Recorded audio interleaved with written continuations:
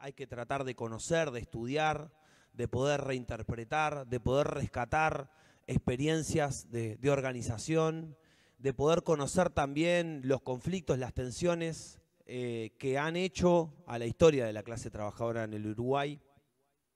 Y un poco también los ejes temáticos han tenido que ver con eso, ¿no? Con tratar de poner arriba de la mesa elementos que nos sirvan para seguir construyendo movimiento sindical, que es una tarea política fundamental para la etapa que tenemos y que tiene que ver también con los niveles de masividad y de alcance y de representación que debe tener nuestra clase trabajadora. Y eso no es posible si uno no conoce de dónde viene, cuáles son los orígenes, cuáles son las banderas, cuáles han sido, también como forma de proyectar el futuro. Entonces, el primer elemento para colocar tiene que ver con eso, con la necesidad política de estas instancias, y además de que tenemos idea de poder profundizar en el estudio. El año pasado, el anterior, hemos hecho instancias concretas para los 1 de mayo. Este año nos animamos a poder llegar a un seminario con 4 encuentros, pero hay un montón de cosas para poder rescatar, un montón de cosas para poder trabajar y para darle profundidad teórica, que son muy importantes porque si algo que tiene nuestro movimiento sindical es una rica historia, que se puede analizar desde las diferentes perspectivas que lo estamos haciendo nosotros y nosotras. Vimos en el primer encuentro lo que hacía con lo que tenía que ver con los orígenes de la clase trabajadora, es decir, cuáles fueron las influencias político-ideológicas, cuáles fueron los primeros objetivos tanto de la ayuda mutua como de elementos de solidaridad, cómo también el movimiento sindical se va conformando a pesar de su diversidad y su fragmentación, con respecto a un enemigo en común, un conflicto en común, una reivindicación en común, y cómo eso fue de alguna manera moldeando la trayectoria y el sentido y la perspectiva de lucha que hemos tenido siempre del movimiento sindical uruguayo. El segundo elemento que nosotros quisimos rescatar tenía que ver con el proceso de unificación. Hoy en día la palabra unidad la escuchamos en un montón de lugares, ¿no? Y a veces la unidad se transforma en algo un poco totalizante, que no permite recibir la diversidad, sino que es como una mano gigante que aplana todo lo distinto, ¿no? Y nosotros entendemos la unidad desde otro lugar y entendemos que eso no es de Sintep, sino que hay un conjunto de compañeros y compañeras que lo entienden así, y es la perspectiva que nosotros queremos de alguna forma poder militar, que es la perspectiva de la unidad en la diversidad. ¿Qué quiere decir esto? Poder entender que el movimiento sindical se nutrió de diferentes corrientes de pensamiento, de diferentes perspectivas ideológicas, y que eso ha estado en tensión permanente, histórica, y que eso no ha impedido la unificación ante un enemigo en común, ante un desafío en común,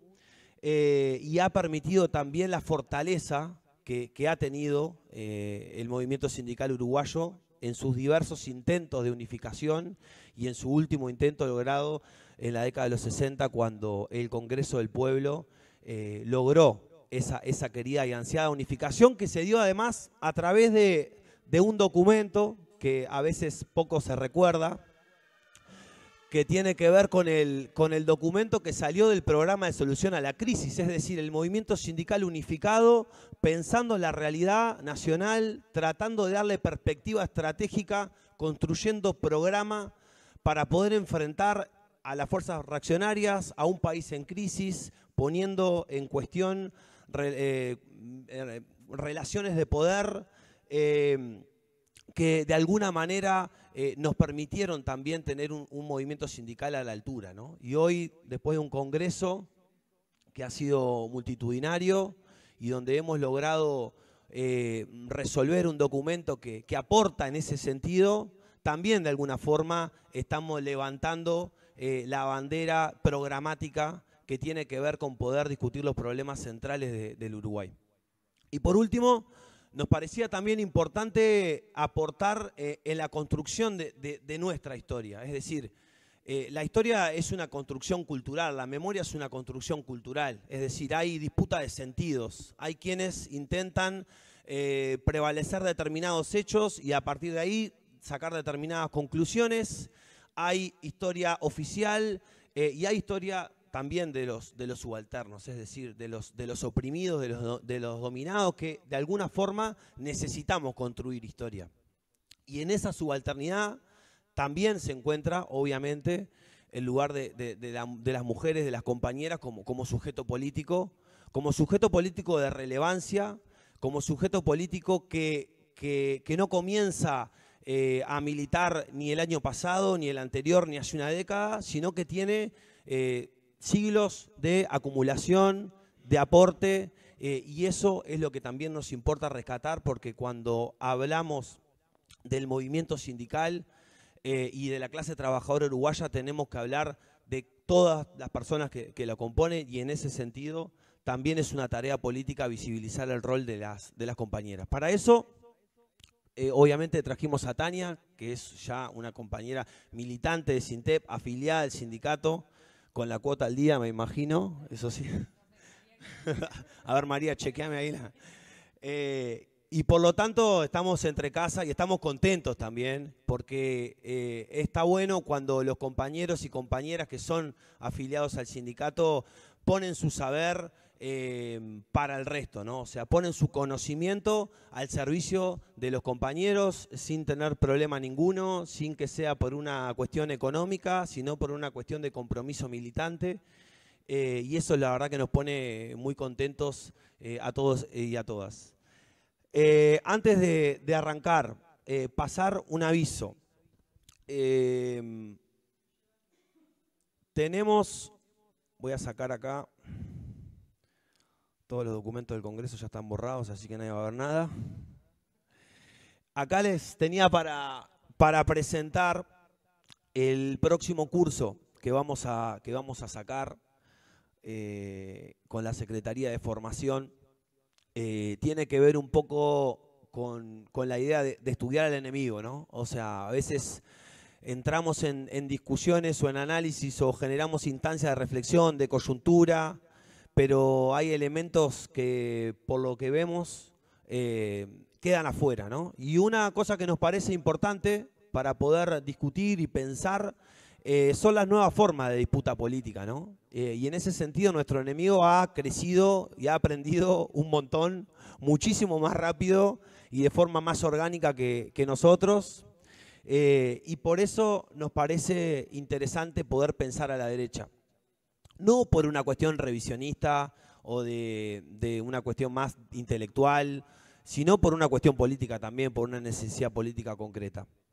Entonces, para poder estar a la altura de los desafíos que se nos vienen, en relación sobre todo a la construcción política que tiene las nuevas viejas derechas, en lo que refiere también a la representatividad, a las formas discursivas, a las características que han demostrado en este último tiempo con una violencia exacerbada que nos espanta, pero que a su vez tiene la potencia también de poder convencer y capitalizar malestar, es que nos pensamos en poder llevar adelante este nuevo seminario, que también tenemos la idea, si todo sale bien y funciona, de poder generar un curso más intenso, más prolongado, con diferentes docentes y compañeros que nos puedan ayudar a comprender este fenómeno. Y bueno, a este curso lo denominamos Nuevas Derechas en la Era de la Digitalización. Tratar de encontrar también las formas de comunicación, identificar las formas de comunicación de la derecha en esta nueva era, donde la inteligencia artificial, la posverdad y un conjunto de elementos que hacen este escenario están en disputa y que evidentemente lo han sabido aprovechar de una muy buena forma. Y bueno, y por eso también entendimos importante llevar adelante este seminario. Este seminario va a tener 4 encuentros. La verdad que las fechas nos quedaron un poco pegadas, pero también tenía que ver con que viene una compañera de Argentina y bueno, teníamos que garantizar con su agenda, tratar de garantizar 2 encuentros en la medida de lo posible seguidos y también para abaratar costos, hay que decirlo. Pero bueno, lo importante tiene que ver con eso, poder pensar con Valeria Di Croce, que es magíster en comunicación, escritora del libro El Arca de Milei, que es un libro muy interesante, se los recomiendo, de fácil acceso, 700 pesos creo que está, es muy bueno. Donde estudia el fenómeno de las nuevas derechas y el vínculo con las nuevas tecnologías. Al licenciado en Historia Alfredo Alpini, que ha trabajado, tiene muchos trabajos sobre la derecha uruguaya, sobre el fascismo y sus órganos de prensa y propaganda en la década del 30, la década del 40. Y a nuestro compañero Sergio Somarúa, que además de ser integrante del CINTEP y del secretariado del PIT-CNT, es profesor de filosofía, y vamos a tratar de darle un aterrizaje un poco más político a las causas, al cómo, ¿no? ¿Cuáles son los factores que hacen que la nueva derecha o la nueva vieja derecha haya logrado la hegemonía que ha logrado en estos tiempos, para también darle un aterrizaje más político y poder trazar perspectivas para que luego cada uno y cada uno se lo lleve a sus espacios de militancia y pueda contar de alguna forma con esas coordenadas. Esto va a ser, como dije, 4 encuentros. Va a empezar en realidad la próxima semana, el viernes 6 de junio va a ser el primero, a las 18:30, lo mismo para empezar a las 19. Vamos a tener el otro encuentro el sábado a la mañana hasta el mediodía. Y después el siguiente fin de semana, en la misma hora, el viernes y en la misma hora el sábado, se va a llevar adelante las últimas 2 instancias. Valeria va a estar en 2 y Alfredo y Sergio van a estar en 1 cada uno. Así que ahora esto todavía no lo sacamos, va a salir mañana. Vamos a hacer una preinscripción para las personas que han venido, porque sabemos que en realidad puede correr riesgo, hasta 80 o 90 compañeros vamos a estar inscribiendo, pero la otra vez se fue en muy poco tiempo, y también para valorar su esfuerzo por haber venido, vamos a hacer eso. Allá donde está la comida está el afiche pegado con el QR, pero ahora nosotros, si quieren, yo se los puedo compartir porque imprimimos bastantes y capaz que en el intervalo ya pueden aprovechar para inscribirse. Y nada, tratar de aprovechar estas instancias. Nosotros estamos abiertos, la Secretaría de Formación está abierta a hacer un montón de actividades con compañeros de Uruguay, con compañeros internacionales. También eso vamos a estarlo trabajando más adelante. Pero nada, en la medida que vaya funcionando, que vayamos teniendo espacio público, gente interesada, también vamos a seguir generando este tipo de actividades. Por último, los certificados. La idea de los certificados es dárselo a las compañeras y compañeros que hayan estado al menos en 3 de las 4 instancias. Perdón, 2 de las 3, ya, mi cerebro ya está todo tomado. 2 de las 3 instancias, lo estoy dando todo, o sea, no parece, pero verdaderamente es una hora complicada. Para los compañeros y compañeras que hayan estado en 2 de las 3 instancias. Eso es una información que tenemos que chequear porque la tenemos anotada en una planilla y por lo tanto les va a llegar a su casilla de correo siempre y cuando hayan estado. Vamos a verificar que las firmas no sean falsas también, ténganlo en cuenta, en la Corte Electoral. Para poder hacerlo, pero digo, porque en verdad este tipo de instancias también está bueno. El papelito sabemos que a veces puede representar nada, pero para un llamado o lo que sea puede generar cosas que son importantes, así que vamos a comprometernos con eso. El curso del seminario de las nuevas derechas también va a tener un certificado que va a tener la misma lógica. Van a ser 3 encuentros de 4 para poder tenerlos, así que un poco va a ir por ahí. Bueno, los voy a dejar con Tania, con su presentación. Yo me voy a correr para el fondo, por eso los corrí a todos para adelante, para irme yo para el fondo. Así que cualquier cosa, estamos allá.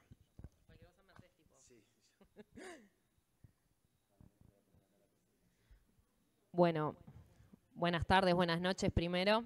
Mientras Cristian ahí pone la...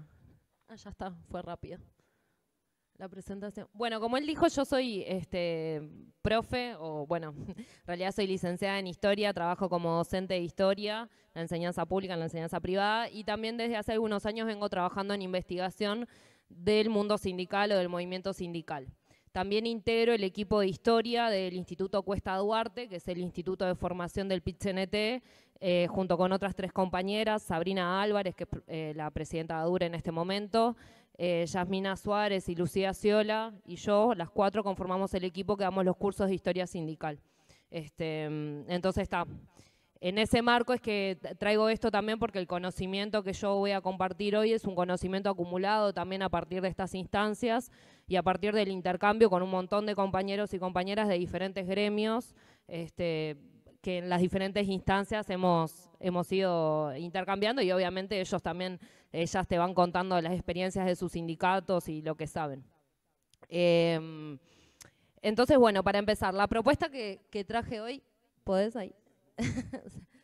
De repente bueno, el patriarcado, el patriarcado haciendo lo suyo. Bueno, les traje esta propuesta que, como decía un poco, la invitación es bastante amplia o bastante ambiciosa, por así decirlo. En parte nosotras, en los cursos estos que damos en el Cuesta Duarte, siempre intentamos llevar obviamente esta perspectiva, porque tiene que ver con una perspectiva de vida, por sobre todo, ¿no? Que es con los lentes que nosotras miramos la realidad, y desde ese lugar es el que yo voy a plantear esto que voy a traer y compartir. Entonces, algunas cosas que vamos a empezar a ver ahora, ustedes ya las vieron, tanto con Carla como con Pascual, pero la idea es como darle esta nueva visión, ¿no? Esta nueva perspectiva, estos nuevos lentes a esos hechos que de repente ya fueron comentados y no desde una perspectiva en la cual las mujeres necesariamente estaban como protagonistas en el relato. Entonces, como les traigo ahí, voy a plantear desde una perspectiva de género la imagen que ya está ahí, que no se ve muy bien. Es una imagen de la huelga general, ¿tá? De 1973, una olla popular donde hay trabajadoras sosteniendo esa olla. Y ya de primer lugar vemos en primer plano que esas mujeres además son mujeres, en este caso, racializadas, ¿no? Y ahí traigo un poco esta cuestión porque a lo largo de la presentación vamos a ver fotos. A mí me parece muy importante que nosotros nos veamos reflejados en la historia sindical. Y cuando digo esto quiere decir que las trabajadoras y trabajadores que somos sindicalizados o que formamos parte de una organización sindical, tenemos nombre, tenemos rostro, tenemos historias, tenemos color de piel, tenemos rasgos, y eso también hace nuestra experiencia, ¿ah? Entonces es una experiencia situada. Y en ese lugar, bueno, vamos a hablar un poquito de esto, ¿no? De las relaciones y la desigualdad de género en el sindicalismo y el protagonismo femenino en el sindicalismo de clase. Y acá vamos a hablar un poquito de esta cuestión porque, bueno, tiene que ver con una perspectiva también desde cuáles son los sindicatos, cuál es el rol de la mujer en ese sindicalismo. Y ahí, en primer lugar, para poder plantear y dejar bien claro el lugar en el que estamos hablando, una cosa es cuando hablamos de la perspectiva de género y otra cosa es cuando hablamos de la historia de las mujeres, que no necesariamente son lo mismo.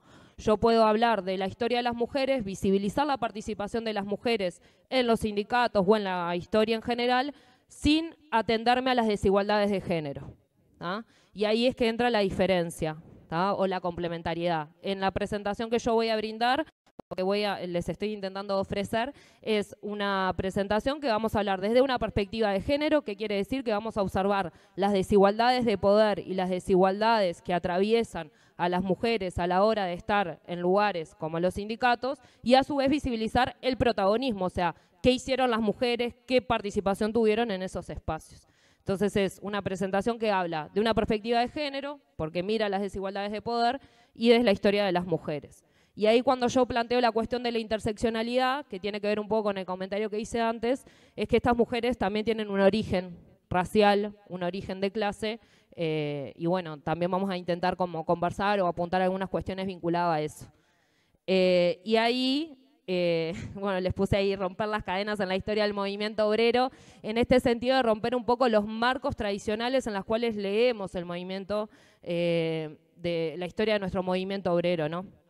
Y cuando nosotros vamos a mirar, por ejemplo, a poner un lente que me permite a mí mirar un poco las cuestiones raciales, podemos ver de que movilizaciones de trabajadores en contra de la opresión van mucho antes de 1870 y de la Sociedad de Tipógrafos. O sea, la historia de nuestro movimiento, de nuestros trabajadores y trabajadoras, las primeras, protestas a nivel laboral fueron durante el periodo de la esclavitud, y de eso hay registro, ¿tá?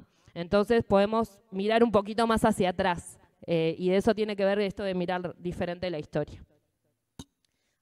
Y ahí lo menciono ahí, dice las mujeres dónde estaban. María Julia Alcoba es una dirigente sindical que el SINTEP ya desde hace un tiempo viene como visibilizando su historia, su obra y su trayectoria. Muchas de las cosas que yo planteo acá o de las historias que recupero también son influenciadas por ella y este es mi homenaje en parte a su militancia y a su producción. Bueno, cuando hablamos de las primeras organizaciones sindicales, yo en este caso, para no irme tan atrás, porque si no en una hora no me da, traigo un poco la cuestión de las primeras huelgas del siglo XX en el marco de estas primeras organizaciones. Esto ustedes lo trabajaron en el primer seminario, en la primera clase, el primer encuentro. Entonces no me voy a detener mucho en la forma de estas organizaciones, la ideología, sino justamente en destacar el rol de las mujeres. Ahí entonces, en este primer periodo, que iría del 1900 a 1938, lo podemos caracterizar como los momentos de las primeras sociedades de resistencia, de las primeras justamente organizaciones sindicales, que las consignas, digamos, principales por las cuales se agrupaban o por las cuales se movilizaban, era las movilizaciones por aumento de salario, que es una constante en la historia de nuestro movimiento sindical, o sea, yo no lo voy a poner en todas las PPT, pero si me dijeran ¿qué consigna histórica tiene el movimiento sindical? Bueno, el aumento del salario, la defensa del derecho a sindicalizarse, la defensa de las condiciones de vida, esos son pautas que son históricas hasta el día de hoy, ¿no? Cuando uno defiende el salario, no lo defiende solamente porque quiere poder adquirir mejor bienestar, sino por condiciones mínimas de subsistencia frente a la inflación, frente a la carestía y a otras cuestiones. Entonces ahí tenemos el aumento de salario, la reducción de la jornada laboral a 8 horas, y una cosa que yo no puse ahora acá, que es justamente el derecho a sindicalizarse. O sea, nosotros estamos hablando en un periodo de la historia, los primeros años del siglo XX, en el cual estaba prohibido ser militante sindical, realizar una huelga, realizar una manifestación, un paro, cualquier tipo de actividades en el marco, sobre todo privado, pero también estatal, era considerado un delito. O sea, la gente iba presa, podía ser detenida y era reprimida. Esto hace que, en el contexto nuestro, cuando nosotros hablamos del sindicalismo uruguayo a principios del siglo XX, tenemos que pensar en un sindicalismo regional, tenemos que pensar en un sindicalismo del Río de la Plata. ¿Por qué? Porque frente a esta represión, nuestros militantes y nuestras militantes iban y venían. ¿Tá? Un ejemplo de eso es la militante anarquista Virginia Volten, ¿tá? Es un ícono de la lucha feminista, etcétera, pero también del anarcosindicalismo, que ella huye de Argentina, ¿no?, frente a la posibilidad de la pena de muerte y se refugia acá. Y acá va a participar de la organización de las trabajadoras también. Ella era zapatera, ¿tá? Se dedicaba a ese oficio, va a orar en los 1 de mayo, va a ser una agitadora, como le llamaban, una agitadora de terror para los patrones. Y ahí traigo dos cosas primeras, que son las huelgas frigoríficas y las huelgas portuarias. ¿Por qué me quiero hacer este énfasis? Porque son trabajos ambos dos muy vinculados a lo masculino, ¿no? El frigorífico y el trabajo marítimo, pero no quiere decir que las mujeres no participaran de este proceso. En el caso de los frigoríficos, las mujeres también trabajaban en la industria frigorífica, había tareas específicamente dedicadas a las mujeres, por ejemplo, en lo que eran los frigoríficos. Yo no sé si todas las personas que están acá saben, pero no solo se encargaban del procesamiento de la carne o de los cortes, sino que también producían enlatados dulces o también, por ejemplo, de arvejas, etcétera. Hay un video en YouTube muy interesante, sin audio, que es de los años 40, que muestra todo el proceso de producción de las arvejas hasta que las llevan a los barcos para Europa. Desde la cosecha, todo eso se realizaba a cargo del frigorífico. Y las mujeres participaban de ese proceso, por ejemplo, seleccionando las arvejas o en el área de enlatado. Había áreas específicas en las cuales realizaban. Tanto así que el sindicato del Frigorífico Nacional, que fue creado en 1928, el nombre del sindicato era Sindicato de Sindicato de Obreros y Obreras del Frigorífico Nacional. O sea, ya en el 28, la primera organización sindical de ese frigorífico incorporó la presencia femenina. Y en el caso portuario, que lo voy a trabajar también más adelante a partir de unas imágenes, en el caso de los marítimos muchas veces se embarcaban durante meses. Las encargadas de cobrar los salarios eran las esposas, ¿no?, las madres de familia, las hermanas, la madre o la hija, o etcétera. Entonces, muchas veces eran las que se enfrentaban en el momento directo con el patrón a la hora de cobrar. ¿tá? Y eso lo sabemos por los relatos, tanto de prensa como de militantes. Y ahí traigo acá este último puntito ahí como para resaltar, que tiene que ver con los primeros reclamos feministas en la región, lo puse. Y acá es la importancia de vincular el sindicalismo de clase, la lucha de las mujeres, con el feminismo, porque en los primeros años, en las primeras décadas del siglo XX, surge un feminismo en Uruguay de varias tendencias. Hay un feminismo más vinculado a las líneas católicas, cristianas, pero hay un feminismo vinculado a la lucha clasista, y son las mujeres trabajadoras sindicalizadas las que llevan adelante esta línea. Por lo tanto, cuando las mujeres ya en estos años se va a hablar de abolir la explotación de las mujeres, de la explotación hacia las mujeres, de la opresión hacia las mujeres, es también en conjunto con esta perspectiva de abolir toda explotación, ¿no? Toda explotación, la del capital y la del patriarcado. Ya hace 100 años, o sea, no es que nada nuevo ahora. Y en ese marco, bueno, ¿cuáles son los desafíos que se enfrentó en este primer periodo, digamos, de organizaciones sindicales, que lamentablemente son discusiones que siguieron a lo largo de las décadas posteriores? Es, primero, si la mujer tenía que trabajar o no, ¿tá? Se discutía esa cuestión porque se consideraba que a la hora que la mujer iba al mercado laboral, iba a la fábrica, su moral estaba en peligro. La moral de la familia corría riesgo. ¿Quién iba a enseñarle a esos hijos? ¿Quién iba a cuidar a esos hijos si la mujer no estaba en la casa? Entonces, dentro de los ámbitos del sindicalismo, dentro del mundo del trabajo, también las mujeres tuvieron que dar esta batalla, ¿no? De tener el derecho a salir hacia afuera, ¿no? De no permanecer solamente dentro de la casa. Y bueno, y de la viabilidad o no de que existieran organizaciones solo de mujeres, ¿no? Y ahí, bueno, esto que estaba planteando, las discusiones de trabajo-hogar, y por otro lado, la división sexual del trabajo, que sigue estando presente hoy. Hace un rato estábamos en una reunión con compañeros de AUTE y hablábamos un poco de esta cuestión de cuántas mujeres hoy trabajan en el ámbito de las plantas de la UTE, por ejemplo, ¿no? O en la calle, como obreras de calle, ¿no? Y son muy pocas. En cambio, si nosotros miramos el ámbito administrativo, la mayoría probablemente sean mujeres. A eso nos referimos cuando hablamos de división sexual del trabajo. Cuando las tareas dedicadas al mercado de trabajo se orientan según el rol asignado históricamente a tu género, ¿no? Y ahí entonces, cuando vamos a ver las primeras organizaciones de mujeres y las primeras huelgas, obviamente son tareas o son lugares de trabajo, como decían, se anotaban en los libros de matrícula de las escuelas en esta época, la ocupación de la madre, labores de su sexo, era la forma que la definía, ¿no? Entonces, estas labores eran labores asignadas a nuestro sexo.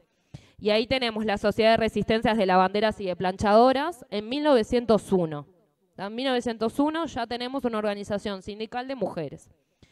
Las huelgas de las cigarreras en 1901, la huelga de las costureras en 1905, la huelga de mujeres en Juan Lacase en 1913 y la huelga de telefonistas en 1922. Puse 4 ahí como para resaltar el rol de las mujeres en este proceso, en procesos de grandes enfrentamientos y de grandes luchas, en las cuales una de las reivindicaciones que estaba era la ley de 8 horas. ¿Ah? Yo ahora me voy a detener en la de Juan Lacase principalmente, pero muchas de estas huelgas fueron derrotadas mediante la represión y la violencia de las patronales como del Estado, pero la huelga de las telefonistas fue fructífera, entonces por eso lo traigo. Y entre los materiales que yo le pedí a Cristian que les compartiera, hay un material que se hizo hace poco con las pioneras, el Espacio Feminista de las Pioneras y Facultad de Humanidades, que cuenta la historia de esta huelga, ¿tá? Y de las trabajadoras telefonistas. Acá tenemos una fotografía de la huelga de trabajadores y trabajadoras de la fábrica de fósforos de 1901.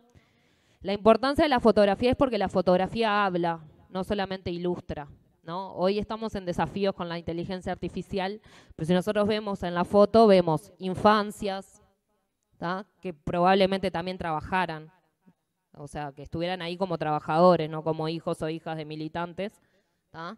Y bueno, la presencia masculina, pero también hay mujeres allá en la ventana, ¿no? Entonces ahí vemos la presencia.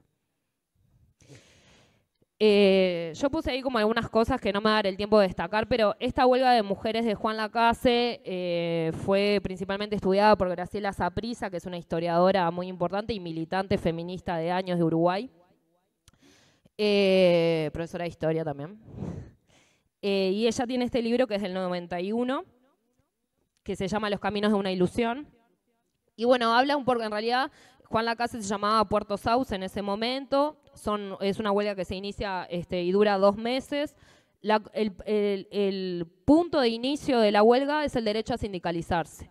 Habían ido unos agitadores de Montevideo a Puerto Sauce y a partir de esa reunión se había creado la Sociedad de Resistencia de Trabajadores de Puerto Sauce, incluyendo trabajadores textiles, trabajadores del puerto y trabajadores de la papelera que estaba ahí.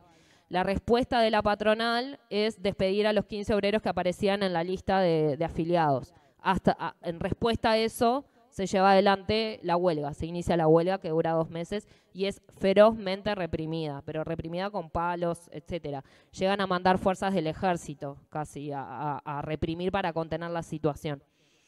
El inicio de la huelga se da en la fábrica textil Salvo y Campomar, pero que bueno, también como ya dije se va a propagar a otros ámbitos. Y bueno, una cosa que es interesante de este periodo que relata bien el libro es el poder sobre el pueblo que ejercía el empresario, ¿tá? Cuando nosotros vamos a pensar las primeras estructuras del mundo laboral en el Uruguay hasta los años 50 por lo menos, tenemos que pensar que el empresario en el lugar que colocaba esas fábricas era el dios. O sea, entonces en este caso, por ejemplo, José Salvo había ofrecido, la escuela era en una casa que él había dado. El juzgado de paz era en un espacio que él había ofrecido. El banco que había en el pueblo también era en un edificio del señor. Entonces, todos los ámbitos del poder del Estado estaban en total unión con el poder patronal, ¿tá? Esto hacía que el control del patrón no fuera solo dentro de la fábrica, sino también fuera. Y ahí, bueno, una mujer sindicalista, imagínense lo que habría pasado a vivir en ese periodo. Ahí entra una cuestión que lo voy solo a mencionar, no voy a entrar, pero la autora relata mucho que una gran parte de estos trabajadores, especialmente en la textil, eran europeos, italianos y piamonteses, pero menciona así como al pasar que había un barrio lleno de trabajadores en los cuales muchos trabajaban en la cantera que se llamaba Barrio Charrúa. Y yo pienso en 1913, en Colonia, en un pueblito allá perdido, un barrio que se llamara Charrúa, no sé, me indica ahí una presencia indígena. No creo que los trabajadores blancos europeos estuvieran picando la piedra en la cantera del Minuano. Pero, quién sabe, capaz que sí. La tiro ahí como... algo ahí como que queda. Y en esto de mirar los rostros, les traigo una de las fotos que aparecen en el libro. Ella es una de las obreras que participa de la huelga. Lamentablemente, como la historia de nuestro sindicalismo y de las mujeres ha estado muy invisibilizada, no se sabe qué pasó de ella luego de esa huelga. En la foto está ella con sus hijos y sus sobrinos, ¿ah? Así que esa es una de nuestras primeras guerreras. Me pareció importante esto de vernos reflejadas. Y ahí, bueno, en este rol, ¿qué tareas realizaban las mujeres en esas fábricas? Bueno, la empresa obviamente naturalizaba las diferencias entre varones y mujeres y las mujeres se encargaban sobre todo del hilado, del surcir y del planchar. Era un contexto de crisis económica y si bien es una huelga que también obviamente participan hombres, es destacada inclusive por un diario de prensa tradicional como El Día, la participación de ellas. O sea, como que eran de las que más llevaban adelante la batuta. Dejo esta huelga por acá. Les recomiendo que busquen el libro porque es muy interesante. Y vamos a los sindicatos en los años 20, ¿tá? Nosotros en el 23 se crea una nueva central. A principio yo no lo puse, pero en los primeros años tenemos la FORU, la Federación Obrera Regional Uruguaya, que es hermana de la FORA, la Federación Obrera Regional Argentina. Por eso traigo esto de pensar el sindicalismo a nivel regional. Y bueno, las dos tendencias eran la mayoritaria anarcosindicalista y la comunista. Bueno, es un contexto obviamente de fuertes tensiones, es un momento de crisis, es un momento de disputa también dentro del movimiento sindical de las diferentes corrientes, algo que no es ajeno, como lo dijo Cristian, está presente hasta el día de hoy. Pero cuando nosotros vemos a lo largo de la historia, la CNT no es que nació de la nada, la CNT nació de un proceso de 40 años de intentos de unificación sindical, algunos frustrados, otros más fructíferos. ¿Ah? En el 28 se crea el bloque de Unidad Obrera por los marítimos y otros 10 sindicatos, y en el 29 se da una importante huelga de la construcción que resultó victoriosa. Y a partir del 1 de mayo se crea la Confederación General del Trabajo del Uruguay, CGTU, que va a ser históricamente después mayoritariamente comunista. En los años 30 vemos entonces esa fragmentación en cuanto a la unidad, porque hay varias centrales. Tenemos la FORU, la USU y la CGTU. A su vez tenemos el inicio de la dictadura de Terra en 1934, que esto para el movimiento sindical va a ser sumamente reprimido, ¿tá? Pero esas contradicciones que tiene la vida y el capitalismo, se plantea una nueva legislación laboral, y es en la Constitución de 1934, o sea, en la Constitución de la dictadura, que se garantiza el derecho a la libre asociación de los y las trabajadoras y la defensa de sus derechos. Recién en 1934 pasamos a tener garantizado el derecho a tener sindicatos, ¿no? En un contexto de dictadura. Entonces, por más que los sindicatos fueron reprimidos, se consiguió este derecho. Y digo se consiguió porque no fue que a Terra se le ocurrió de la nada. Como vimos, hacía 30 años, 34 años de huelgas infinitas, ¿no?, por la defensa de este derecho. Bueno, ahí al mismo tiempo, en contrapartida, se dan ataques a las conquistas sindicales como el ajuste jubilatorio, rebaja salarial a partir de la devaluación de la moneda, entre otros. La resistencia a la dictadura estuvo marcada por diversas huelgas y paros. En el 33 hay una huelga muy importante del gremio marítimo, que es la que consiguen por primera vez un aumento salarial y una de las reivindicaciones que ellos siempre han tenido, que es materiales de trabajo, como materiales para protegerse en el mar, ¿no?, de las condiciones extremas en las que trabajan. Y en el 34 también hay una huelga gráfica muy grande por aumento de salario, y bueno, los paros solidarios que se empiezan a generar en todas las centrales. Traigo esto y para mí es muy importante para pensar el proceso de unificación, ¿tá? Porque acá estamos hablando de centrales que son de corrientes diferentes. Una central anarquista, una central comunista, una central independiente, pero que empiezan ya en los años 30, vemos los paros solidarios. Después en los años 50 esa metodología, esa estrategia sindical se va a consolidar, pero no es de la nada.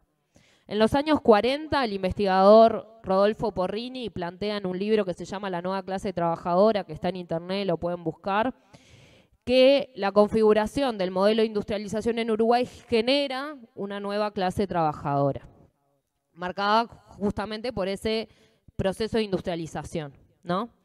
Sumado a esto podemos empezar a hablar del proceso de amplitud del servicio público. En los años 40 se da un incremento impresionante de los trabajadores públicos, que en los años 50 va a seguir y en los años 60 para. Entonces, esto va a ser fundamental para pensar los años después, cuando surgen estos sindicatos, ¿no?, que van a hacer de los sindicatos más fuertes. Entonces, en los años 40 tenemos como un hecho clave lo que fue la Ley de Consejos de Salario, la 10.449 del 43, pero esta Ley de Consejos de Salario solo incluyó a la actividad privada, excluyendo a los asalariados rurales, las empleadas domésticas y los funcionarios públicos. El funcionariado público recién va a entrar en el Consejo de Salario en el 2005. Por lo tanto, es algo relevante. O sea, antes era directamente con el ente o con el ente autónomo o el servicio descentralizado, que tenías que pelear el aumento salarial. Y acá me detengo por una cuestión. Se excluye a los asalariados rurales y las empleadas domésticas. Trabajos profundamente precarizados en nuestro país. Trabajos, en el caso de las empleadas domésticas, porque lo puse en femenino por algo particular, es un trabajo históricamente femenino, históricamente racializado, ¿tá? Cuando nosotros vemos quiénes son las empleadas domésticas en los años 20, en los años 60 y en la actualidad, son mujeres racializadas, ¿tá?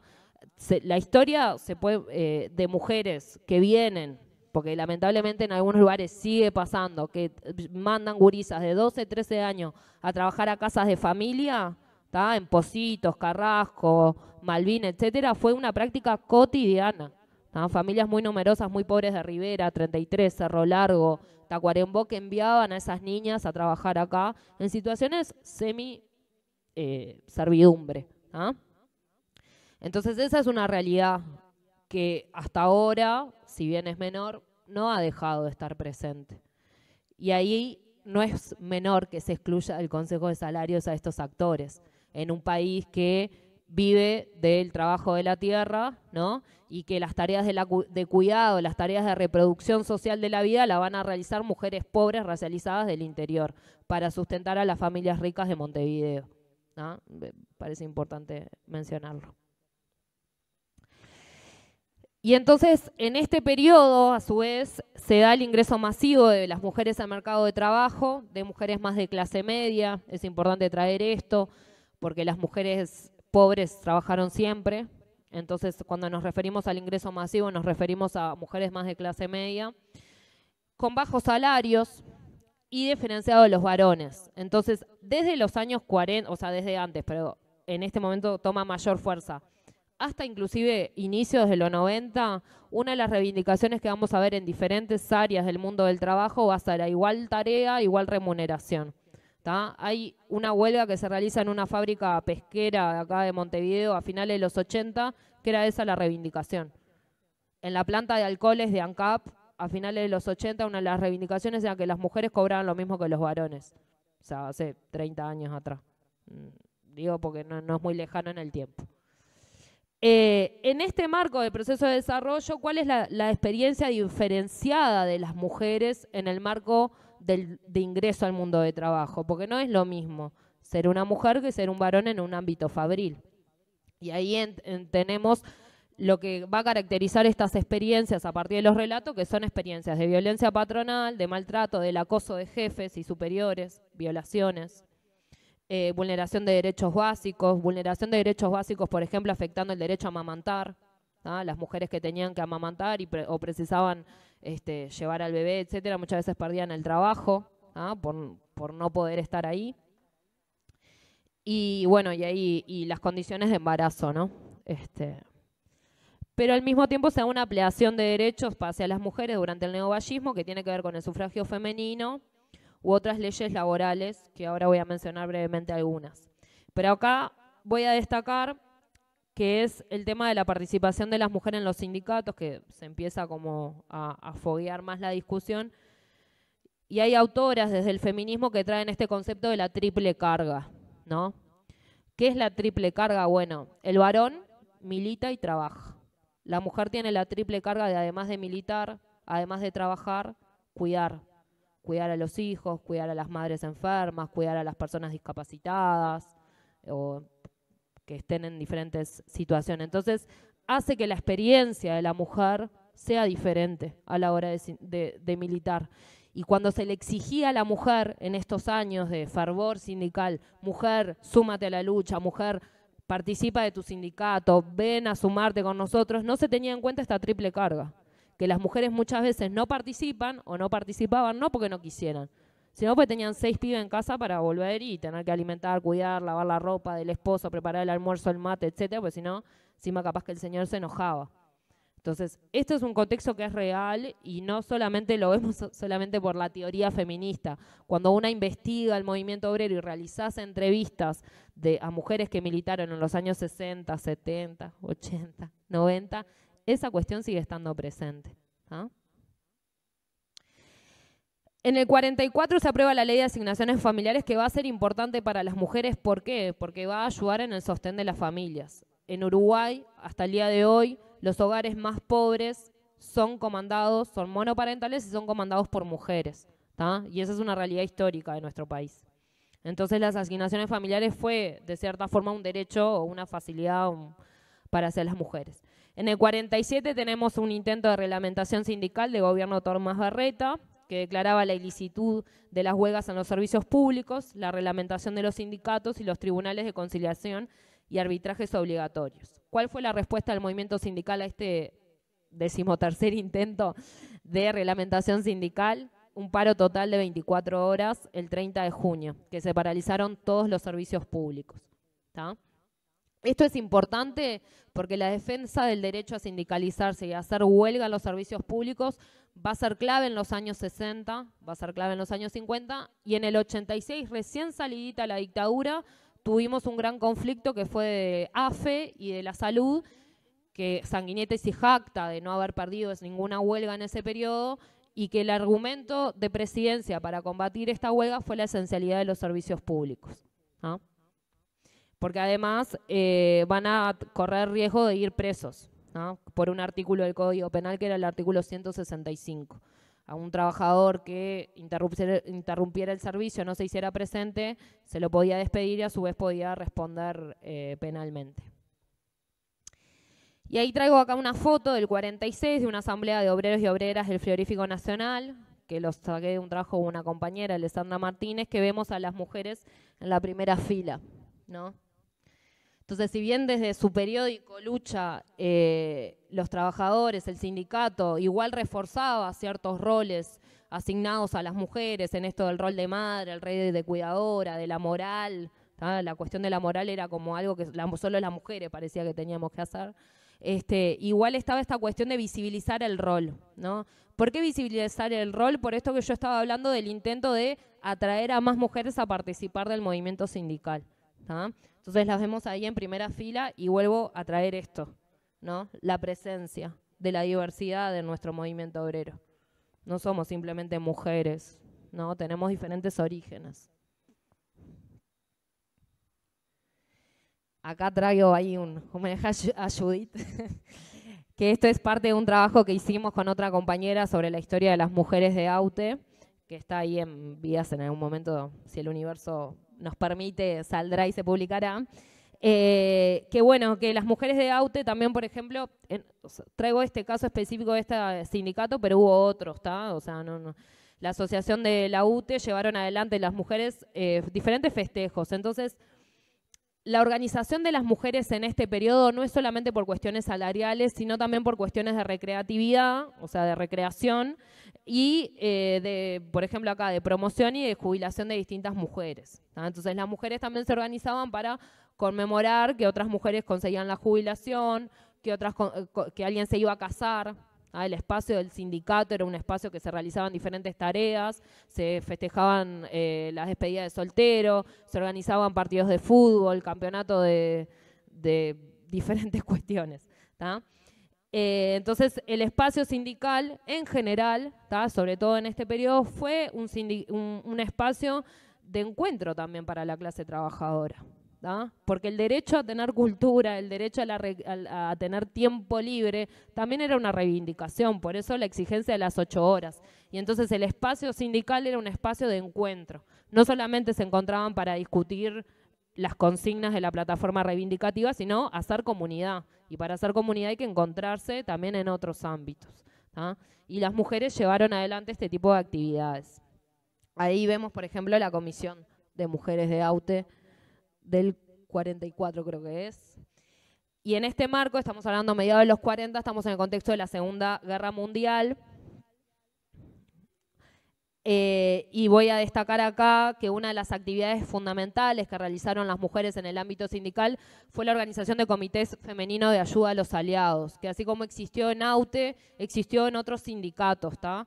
Entonces las mujeres tanto que trabajaban y eran sindicalizadas como las familiares, o sea las esposas, las hermanas de los militantes sindicales, se reunían en estos comités, juntaban alimentos, juntaban vestimenta, se ponían a tejer buzos que a partir de la embajada soviética se enviaban a los aliados que estaban disputando la guerra contra el nazismo en la Segunda Guerra Mundial. Entonces la lucha antifascista fue un aglutinador de la resistencia femenina a nivel sindical. Y eso me parece importante también mencionarlo. En esto de qué enemigo enfrentamos. Bueno, también nos paramos contra el fascismo. Y entonces acá esta cuestión de los comités femeninos, de las comisiones femeninas, va a ser una línea de acción de las mujeres dentro del sindicalismo, ¿tá? A partir de diferentes cuestiones. En este caso nos unifica la lucha sindical, contra el fascismo, pero después más adelante va a ser un comité solidario para una huelga, ¿tá? Para sostener la olla, un comité solidario para las inundaciones del año 59, ¿tá? Las mujeres se van a organizar en comisiones de mujeres para atender diferentes cuestiones emergentes que salían. Yo esto se lo mandé a Cristian, me gustaría que se los compartan después para que puedan analizar. No me voy a hacer mucho énfasis, pero acá es solamente para mostrar que la subrepresentación de las mujeres en los órganos decisivos y de decisión del movimiento sindical no es de ahora, ¿no? Y cuando se dice nosotros estuvimos, siempre estuvimos. Nunca nos dejaron estar en los cargos de decisión, pero siempre estuvimos, ¿no? Entonces, por ejemplo, en las elecciones acá del 44, de los 15 cargos, todos fueron ocupados por varones. Pero había un montón de mujeres. Nada, puntos suspensivos. Llegamos a los años 50 y tenemos diferentes corrientes sindicales y diferentes organizaciones. Por un lado, tenemos la Unión General del Trabajo, UGT, que se creó en el 42, que fue de un perfil fundamentalmente comunista, pero también habían otras corrientes que la integraban. La UGT va a desaparecer a finales de los 50 para darle origen al antecedente inmediato de la CNT, que es la CUT, la Central Única de Trabajadores. La CUT va a existir del 59 hasta el 64, cuando se da el primer congreso de la coordinadora de la Convención Nacional de Trabajadores. ¿Tá? En este marco nosotros tenemos en los años 50 también la coordinación de sindicatos autónomos, como estaba, por ejemplo, la FOICA, el sindicato de FUNSA, ¿tá? Eran sindicatos que mantenían una cierta autonomía, o así se reconocían, pero también la creación de la Confederación Sindical del Uruguay, la CSU, más conocida popularmente como la Central Amarilla, que va a ser un actor importante en estos procesos, tanto en los años 50, 60, como durante el golpe de Estado. Durante la dictadura, en el 79, va una delegación sindical a representar a Uruguay a la Organización Internacional del Trabajo, que obviamente no va a ser respaldada por el movimiento obrero, y la CNT en el exterior se va a enfrentar a esa delegación en Ginebra, pero estos son los actores que ya venían de antes, ¿no? O sea, hace 30 años que había sindicalismo amarillo financiado por Estados Unidos a partir de un instituto de formación que tenían acá, que era un instituto de formación para sindicalistas, ¿no? Digo esto porque nosotros es como, bueno, ¿qué desafíos tenía el movimiento sindical en este periodo? Bueno, no solamente el enfrentamiento a la carestía, no solamente el enfrentamiento al fascismo nacional, no solamente el enfrentamiento al capitalismo, sino también a otro trabajador como vos, pero que apoyaba a la patronal. Entonces, esas disputas también estaban dentro. Por ejemplo, ¿quién iba a representar al Consejo de Salario a los trabajadores? Y eso en algunos sindicatos, en algunos rubros, generó importantes discusiones, importantes peleas, importantes batallas para que se reconociera la representación clasista de los trabajadores y no la amarilla. Y en ese marco de los años 50, yo puse ahí la crisis, porque empieza la crisis económica, la crisis trae carestía. Carestía quiere decir que los sueldos no me dan, ¿no? Entonces, una de las principales reivindicaciones del movimiento obrero va a ser el aumento de salario para frenar la carestía y la movilización obrera. Y en ese marco tenemos, en el año 51 y 52, el conflicto de los gremios solidarios, que se dan justamente en apoyo a FANCAP, o lo que era la Asociación de Funcionarios de ANCAP, en ese momento AFA, porque ellos realizan una huelga y es duramente reprimida, y se les desconoce el derecho a sindicalizarse. Entonces, en apoyo a otros gremios hacen un paro, un conflicto que se termina llamando así. Pero a su vez se da la organización y movilización de sindicatos rurales y del interior. Ahí yo puse algunos, como el SUDA, que es el sindicato de los arroceros, o el Sindicato Único de Obreros Rurales, SUDOR, que estaba impulsado por Raúl Sendic, los remolacheros, etcétera, los cañeros. En ese marco, en los años 50, se dan algunas marchas a pie que van a ser muy importantes, porque este método de lucha se empieza a desarrollar en este periodo. ¿De qué forma los trabajadores rurales o los trabajadores del campo, del interior, logran visibilizar sus problemas? Viniendo a Montevideo. Porque, también hay que decirlo, un gran desafío de nuestro movimiento sindical en su historia ha sido ser montevideano-céntrico, o sea, como que todo pasa por Montevideo. Y bueno, en este caso estos sindicatos, que eran justamente del interior, para poder atraer y conmover a la población de las condiciones en las que vivían, que eran condiciones infrahumanas, ¿tá? O sea, rancheríos en el medio de las plantaciones, sin condiciones de higiene, sin baño, sin calefacción, esas son las condiciones en las que vivían los trabajadores rurales, tienen que venir a Montevideo. Entonces tenemos en el 56 la Unión Obrera de Río Negro. Ese mismo año también vienen de los tamberos de Canelones. Los arroceros de 33. También se da una huelga muy importante y un conflicto que se inicia, una marcha a pie de los marítimos, salen de todos los puertos del litoral, Salto, Colonia, Fraiventos, se terminan encontrando en Mercedes, la marcha no termina llegando a Montevideo porque logran la solución, el acuerdo con el gobierno en Mercedes, pero era como... Y ahí los molineros también.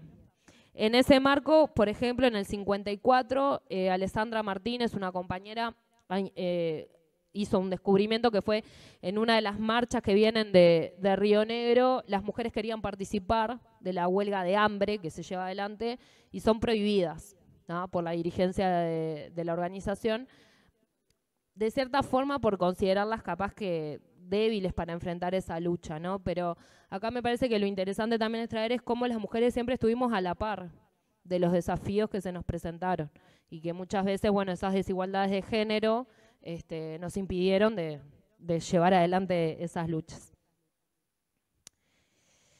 Y acá traje algunas fotos del CDF, que esta es integrantes de la marcha de Cañeros del 64, y vuelvo de nuevo que las fotografías hablan, ¿no? Una madre con 4 hijos, afro-uruguaya o indígena o mestiza, y acá tenemos una persona mayor, una mujer con los niños, ¿no? Los rostros de esta población, una madre con su hijo cargándolo. Esos son nuestros trabajadores y trabajadoras también. Y bueno, las consignas, ¿no? Que hoy hablar de la muerte al latifundio, de la reforma agraria, parece un abismo en Uruguay, pero en esa época era una de las consignas principales del movimiento obrero, la reforma agraria y tierra para el que la trabaja. Y ahí las mujeres estuvieron en este proceso. Y una de las contribuciones fundamentales que nos brinda María Julia Alcoba con su libro ¿Dónde estaban las mujeres? Ella era obrera textil, fundadora del COT, del Congreso Obrero Textil, fundadora de la CNT, fue una de las militantes que llevó adelante el proceso de organización de los trabajadores rurales en este periodo. Y es importantísimo su relato porque ella destaca que mientras los arroceros venían a Montevideo a pie, las mujeres se quedaban en la retaguardia cuidando las casas, porque como todavía el sistema de producción en Uruguay parecía semifeudal, la casa estaba complementando el sueldo. Si toda la familia se venía a Montevideo, ellos podían regresar y no tener ni trabajo, ni casa, ni nada. Entonces ellas se quedaban ahí resistiendo la fuerza patronal, resistiendo la fuerza obrera, la fuerza de la policía o de la fuerza represiva para poder mantener esa retaguardia más segura. Entonces no es que las mujeres no vinieron con los arroceros, las mujeres estaban cumpliendo otro rol dentro de esa lucha sindical también. Acá tenemos una foto que yo saqué del libro de ella, en la que está con compañeras militantes de diferentes fábricas textiles en un festejo. Bueno, pues también festejamos las mujeres, no solamente lucha. Y les voy a compartir este pequeño fragmento que dice así, es del libro de ella, Un gremio de mujeres. El gremio textil es un gremio de mujeres, pero los dirigentes son en su mayoría hombres. Eso siempre fue así, pero en 1953, el año pasado, la huelga de la Mundial fue por cosa de mujeres, me dice Blanca Peralta. Mira, todo vino porque una compañera que estaba embarazada se sintió mal y pidió para irse. El capataz no le dio permiso. La compañera, una hora más tarde, tuvo un aborto espontáneo, sola, en el baño. Eso no se podía aguantar. La atendimos entre todas, ella estaba desmayada. Paramos las máquinas. Eso no se podía aguantar, no teníamos nada, ni una enfermería en la fábrica. Empezó así, como un estallido, con bronca. Ocupamos la fábrica, paramos y después hablamos de sindicato. Fue una huelga muy difícil. El patrón mostró su fuerza y nosotras también. Durante ese conflicto pasaron más cosas, como cuando estábamos sentadas en la escalinata de la fábrica, haciendo paro de brazos caídos, y la patronal llamó a la policía. Llegaron y se ubicaron delante de la fábrica. Nosotras estábamos tranquilas y de repente sentimos un tiro. Una compañera empezó a gritar, ¡sangre, tengo sangre! Hubo mucha confusión, unas corrieron a socorrer a la compañera, otras a los portones a gritarle a los milicos. Es un poquito más largo el fragmento, yo solo seleccioné esta.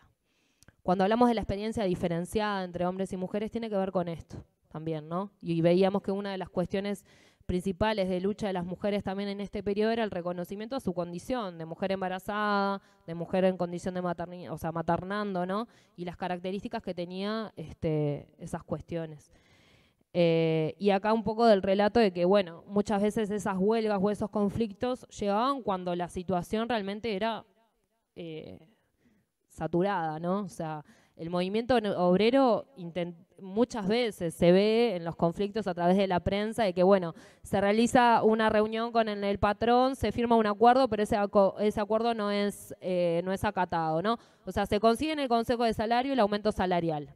Ahora, la huelga siguiente era para que el patrón cumpliera con el aumento salarial que se había conseguido en el Consejo de Salario. Cuando se lograba que ese aumento salarial fuese aprobado o se llevara a cabo, la inflación ya se había disparado 200%. Entonces, nunca se lograba que el salario realmente obedeciera a las necesidades de la población. Y eso es algo claro que se ve cuando se hacen análisis de prensa en los años 50 y 60. El principal reclamo de los sindicatos tiene que ver con eso, ¿tá? Con el aumento salarial correspondiendo a la inflación. Y bueno, en este caso tenemos una experiencia que tiene que ver con otras cuestiones, pero que tiene que ver con las cuestiones de las condiciones de trabajo, ¿no? Y bueno, esta era un poco lo que yo hablaba de los arrozales, que ella dice, ¿no? Ellas se quedan en el rancho pero luchando, lo deciden así colectivamente. Las mujeres, las familias de los obreros arroceros tendrán participación en la huelga que se avecina. Las mujeres crean un espacio de lucha. El rancho, su rancho, se vuelve trinchera, territorio a defender, por ellos y sus hijos, los militantes de esos locales sindicales. Y ahí, bueno, que los hombres se preparan para otra tarea, ¿no? Para venir a Montevideo, pero ellos se quedan organizando la resistencia en los arrozales. Y en ese contexto tenemos el proceso de unificación de la CNT, que como yo les decía, bueno, en el 64 se crea la Convención Nacional de Trabajadores, pero lo interesante es que antes de que se disuelva la CTU, que es el antecedente inmediato de la CNT, se crea una mesa coordinadora de la mujer trabajadora. Entonces, este proceso de los años 40, de los años 50, es un proceso de acumulación de fuerza también para la mujer sindicalizada, ¿tá? En la cual va a lograr, a partir de los años 60, que sus reivindicaciones específicas como mujer estén ahí presentes, ¿tá? De repente nosotros en los años 80, 90 vemos algunas reivindicaciones más vinculadas a la cuestión del surgimiento de guarderías, el derecho a la maternidad y otras cuestiones, pero esto ya estaba presente de antes, ¿está? Igualmente estas primeras organizaciones en los 60 tenían que ver más que nada como para favorecer la participación de las mujeres en los espacios de organización sindical. Entonces en el 64 tenemos la Convención de Trabajadores que se inicia, ¿no? Que como bien mencionó Cristian, el proceso de unificación sindical va a tener 3 fases, si se quiere. El primer momento es en el 64, con la Convención de la Coordinadora, PRO-CNT.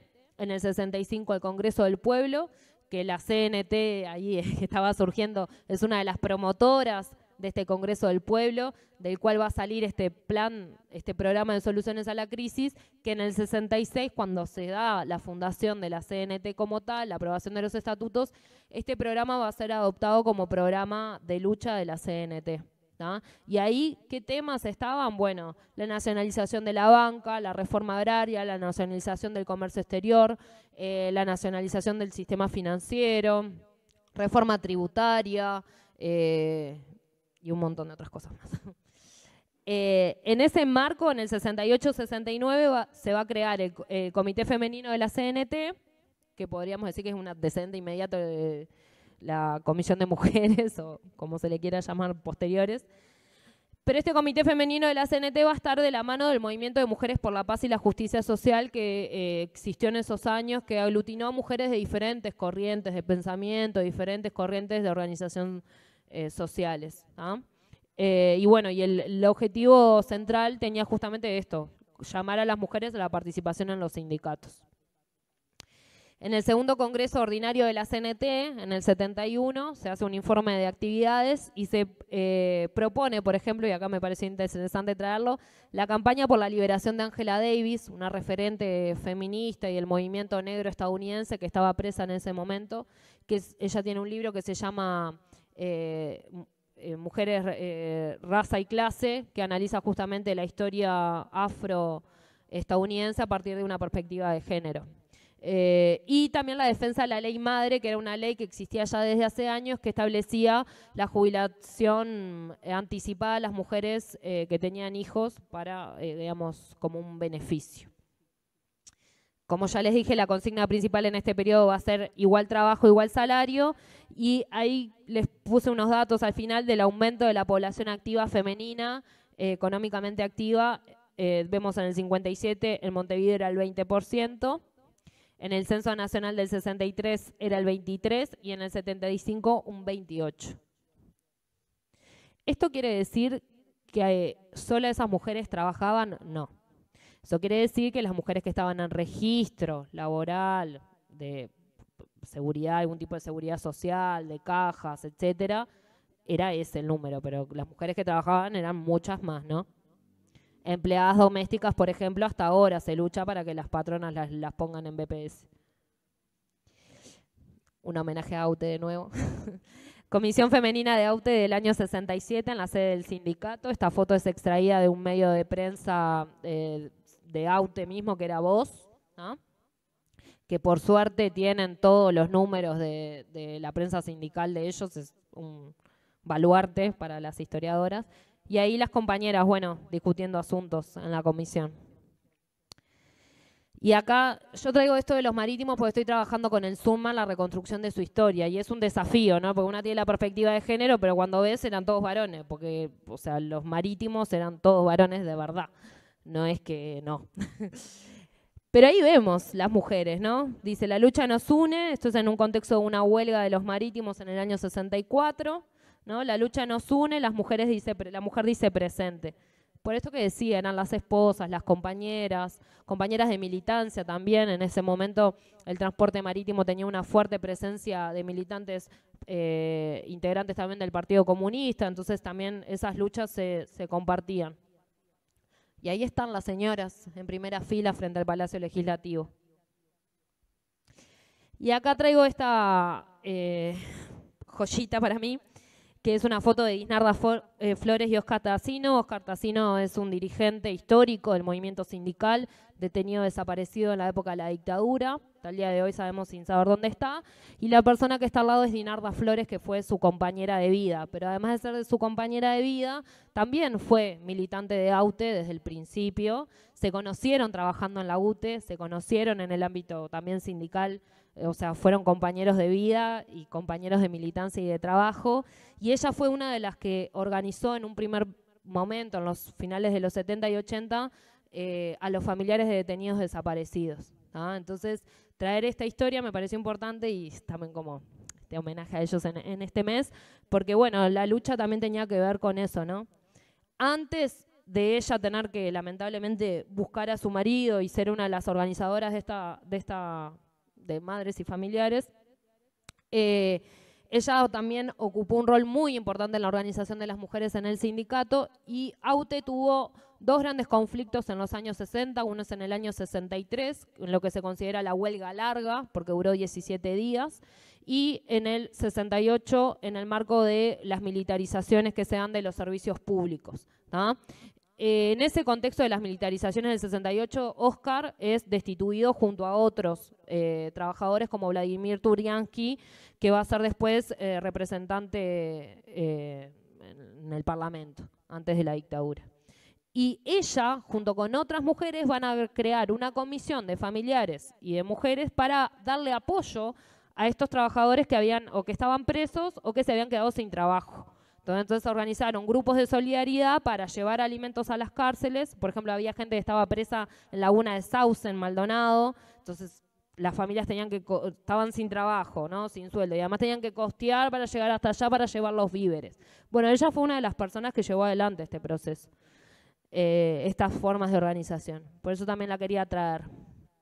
nada, otra de las figuras relevantes de nuestro movimiento sindical. Voy a ir adelantándome un poquito. Acá traje el contexto del 68 al 72, previo a la dictadura, es un contexto de intensificación de la lucha de clases. En el año 68, en el marco de un conflicto muy grande de AUTE, se declara las medidas prontas de seguridad el 13 de junio de 1968 y a partir de ese momento, hasta el año 72, cuando se declara el estado de guerra interno, Uruguay pasa a estar casi que irrestrictamente bajo medidas prontas de seguridad. Y vuelvo a reiterar, ¿por qué se aprueban las medidas prontas de seguridad? Por un conflicto sindical, porque la fuerza que llevaba adelante AUTE con los otros gremios del Estado estaba siendo imparable para el gobierno, era cada vez mayor. Se decretó eso y la respuesta fue un paro de 48 horas del movimiento sindical, convocado por la CNT. Frente a eso, a los pocos días, el 28 de junio, se declara la congelación de precios y salarios. Lo que realmente se congelan son los salarios. Los trabajadores no vamos a tener aumento salarial hasta después de la dictadura. Los precios siguen aumentando, por lo tanto, a partir del 68 en adelante, una de las principales reivindicaciones va a ser el aumento salarial en relación con esto.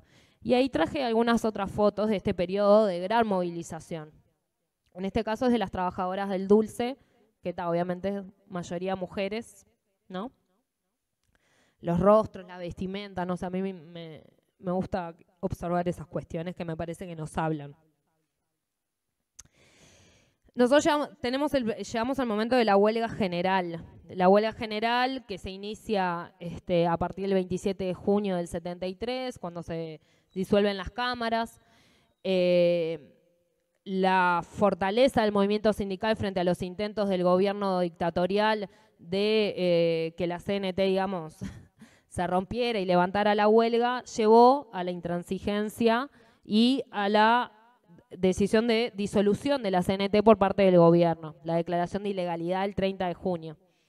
A su vez se aprueba el decreto número 518 del 73, el 4 de julio, que establece los despidos sin indemnización, tanto en la órbita pública o privada. Esto va a ser muy importante, inclusive para nosotros, trabajadores de la enseñanza privada, porque durante la dictadura y en el primer periodo de organización del SINTEP en el año 84, 83, 84, nosotros vamos a tener muchos despidos en colegios privados de renombre, el Colegio Alemán, por ejemplo, el Elbio Fernández y otros, en los cuales después nuestros compañeros se van a amparar para pedir la reincorporación en esto, que es lo que conocemos como las instituciones de los empleados públicos. Bueno, después el 9 de julio hay una huelga, hay una marcha muy importante en 18 de julio que es sumamente reprimida y por fin el 11 de julio se decide el levantamiento de la huelga. Este levantamiento de la huelga que no fue sin tensiones, y ahí es importante traer esto cuando hablamos de las tensiones del movimiento sindical. Bueno, la huelga general se levantó, pero había gremios que se oponían al levantamiento de la huelga y lanzaron un documento que es conocido como el documento de las 3F, firmado por la FOEB, la FUS y el FUNSA, de por qué ellos se oponían al levantamiento de la huelga. Y esto va a ser crucial en el 85, cuando se realiza el tercer congreso del PIT-CNT, luego de la dictadura, porque va a ser un punto de quiebre.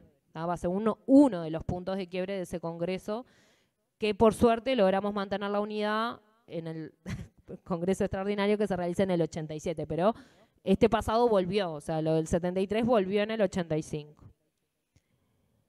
¿Cuál fue el lugar de las mujeres en la huelga general? El lugar de las mujeres fue el lugar que ya veníamos hablando, estando en la línea de frente, ocupando las fábricas, ocupando los lugares de trabajo, pero también en la retaguardia, porque cuando esos dirigentes sindicales fueron detenidos, fueron presos, eran las mujeres las que bancaban la casa, la que criaron a los hijos, la que tuvieron que vivir la persecución en los barrios, la persecución también en las ciudades del interior, que no es lo mismo militar en Montevideo que militar en el interior. En un trabajo que hicimos sobre FANCAP, nos contaron los compañeros de Minas que durante la huelga general ellos fueron expuestos en la plaza central de Minas durante un día entero para que toda la ciudad supiera quiénes eran los trabajadores que habían hecho la huelga general, modo de escarnamiento público.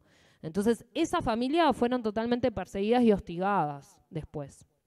A su vez, muchas fueron agregadas a listas negras, en las cuales se les evitaba la posibilidad de tener trabajo.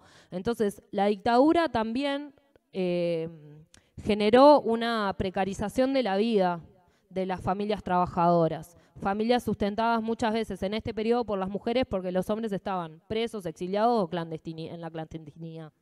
Y eso me parece también importante traerlo. Bueno, eso que estaba hablando un poco. Hubo varios intentos, no me voy a centrar mucho en esto porque ya estamos terminando, pero hubo varios intentos de la dictadura por generar un sindicalismo afín al régimen. Hubo apenas en el 73, en agosto del 73, que se impulsa una campaña de reafiliación posterior. Pero ¿qué pasa? La mayoría de la gente que se reafilia es gente vinculada a la CNT. Entonces la dictadura se da cuenta de que no lo va a conseguir y manda atrás ese decreto. Otro intento es en el 79, cuando la Marina cita a dirigentes que no eran comunistas a una reunión en Sala Verdi para ver si llegaban a un acuerdo de crear una central amarilla. Y los trabajadores, aunque no eran comunistas, dicen que no, que ellos son pro-unidad y que la única central existente legítima de los trabajadores es la CNT.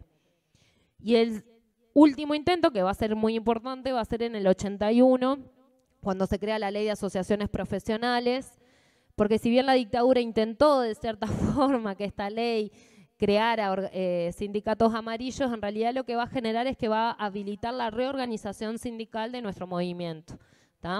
Hay sindicatos como AEBU que lograron sobrevivir durante toda la dictadura sin ser clausurados.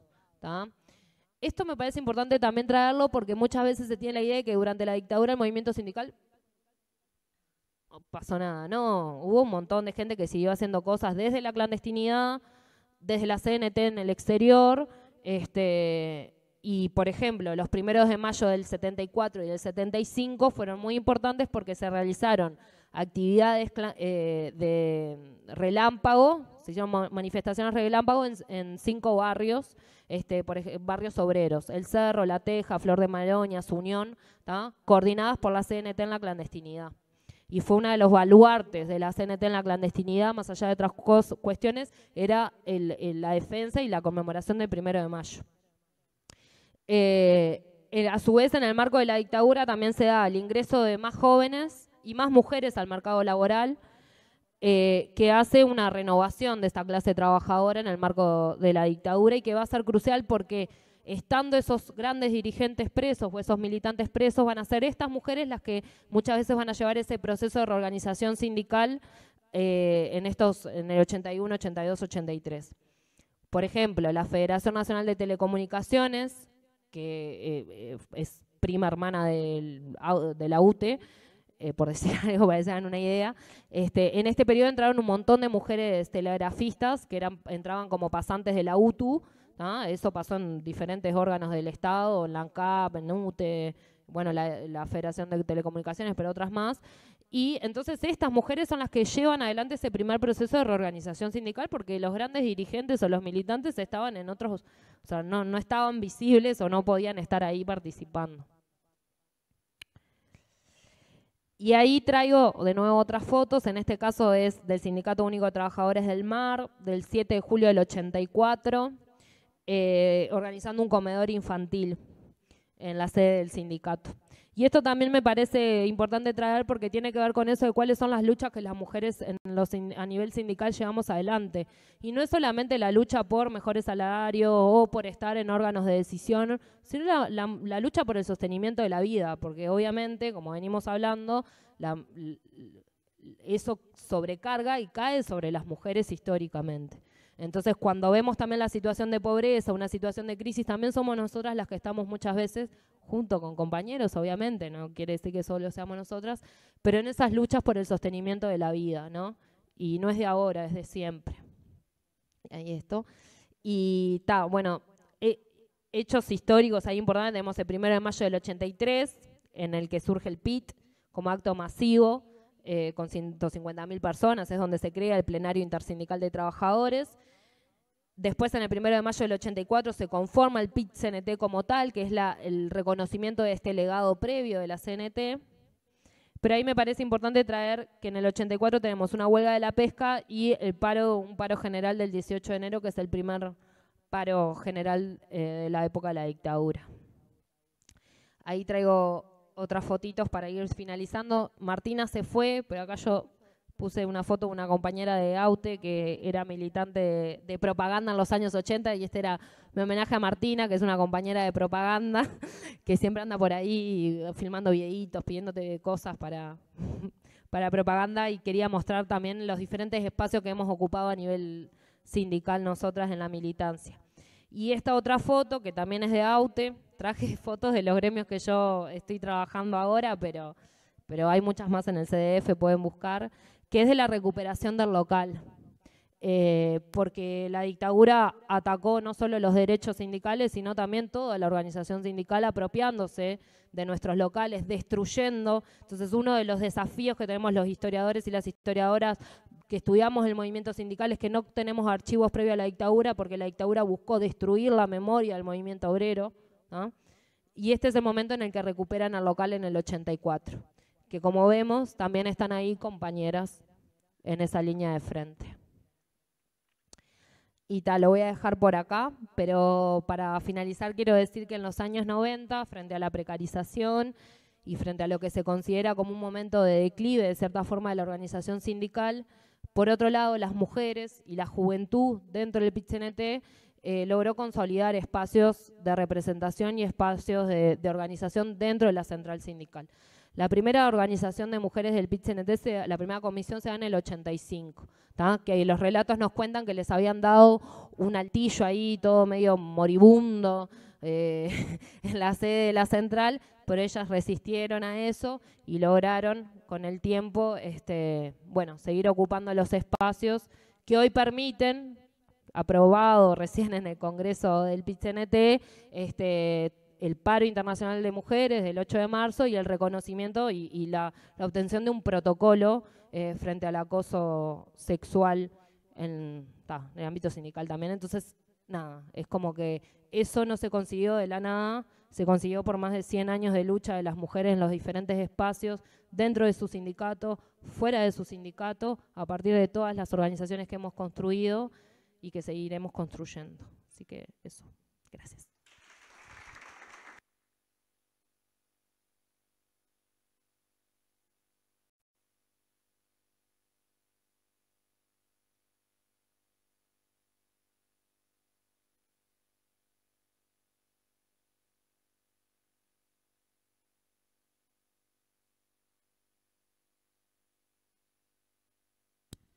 Bueno, muchas gracias, Tania, la verdad es muy bueno, impresionante.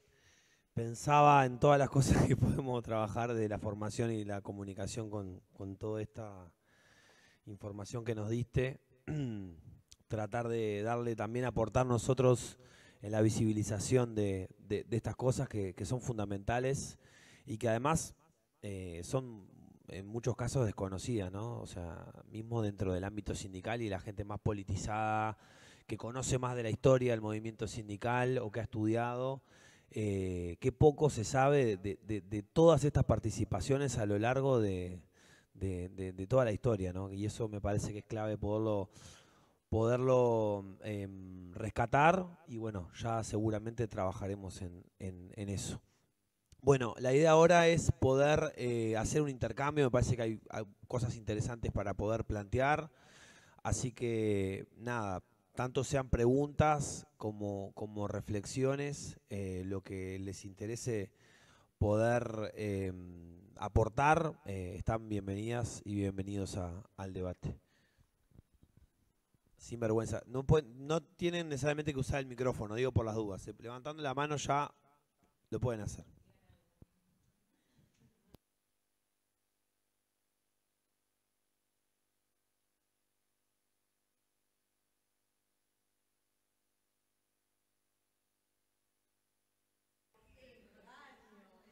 Porque después no sale en el Es cierto, después no se escucha. Sí, después no se escucha.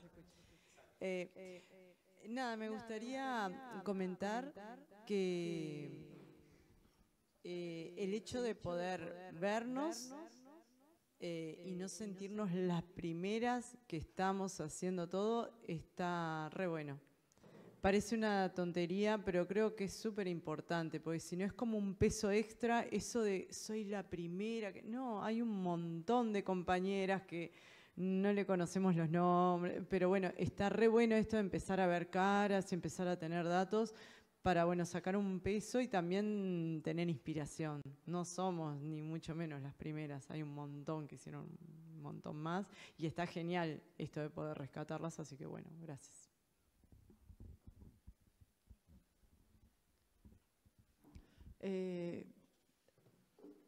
Acá en Sintep venimos con una historia de hacer ver a las mujeres. María Julia ha venido en reiteradas ocasiones, como decía Tania. Siempre nos referíamos a leer sus memorias, a escucharla a ella, y cómo mucho de eso que ella nos contaba con sus 14 años enfrentándose a un patrón en una textil, cómo a veces lo seguimos teniendo ahora. Muchos de esos desafíos que las mujeres tuvieron que llevar a cabo no solo para luchar contra los patrones, porque vamos a ser sinceros, tampoco las mujeres luchamos solamente contra nuestras patronales, a veces luchamos contra nuestros compañeros de militancia, y estamos a unas horas de que se votara la mesa representativa del PCNT para este nuevo mandato.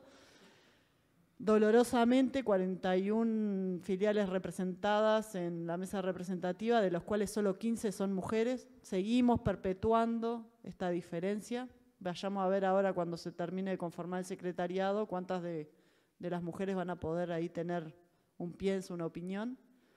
Pero también María Julia, siempre que viene, nos deja bien en claro de que las mujeres somos así, nos metemos por la ventana, por un agujerito, y marcamos las diferencias y siempre damos como una mirada diferente, y que no hay que esperar que nos inviten, nos vamos a meter a lo prepo como hemos hecho y nos gusta. Y que está bueno reconocer que las mujeres vienen de muy atrás en la historia, en esto de que decías que ya las esclavas luchaban, para que nos una y nos respalde, que no es ahora que tenemos que hacernos un lugar, que la mujer siempre tuvo que hacerse un lugar en la militancia, y entender que podamos pensar o tener diferentes caminos para ir militando, pero acompañemos a otras mujeres. Y esto que resaltaste de este congreso, que se pudiera aprobar el protocolo y se aprobara el paro del 8M, fue una lucha que nos llevó años. Que se entienda el valor de eso. Para nosotras fue un gran orgullo y nos abrazamos ese día porque realmente fue impresionante.